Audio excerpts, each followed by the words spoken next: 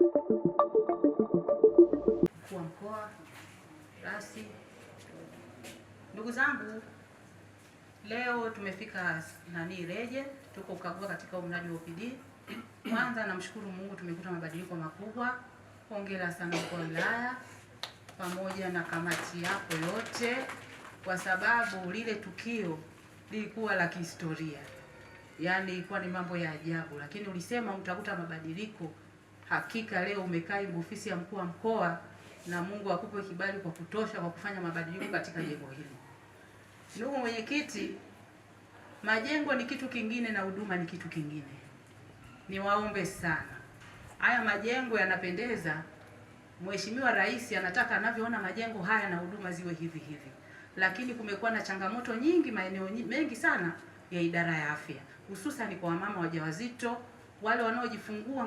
Mheshimiwa mwenyekiti, inatakiwa asitozwe hata shilingi 100 iwe bure, lakini kuna wauguzi wengine, si wote, ambao sio waadilifu, wanatumia ile kama fursa. Wanaanza sijui mtoto amekaa kushoto, sijui amekaa kulia, lete sijui 50, sijui lete 30.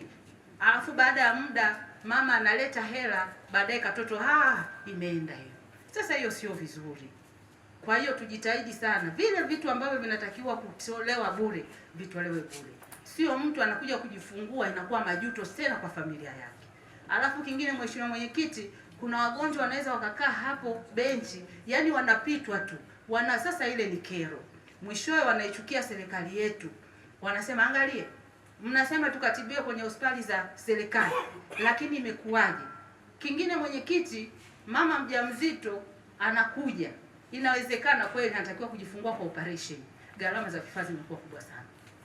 Wengine saa hizi anaambiwa tu mapema, yani anavyoumwa anaambiwa kanunue vifaa, lakini baadaye Mungu anamsaidia anajifungua vizuri. Sasa vile vifaa sielewi, labda leo ningepata majibu, vifaa vile anapewa yani vinaenda wapi? Maana wengi vile vifaa vinabaki tu, ameshajifungua anaondoka.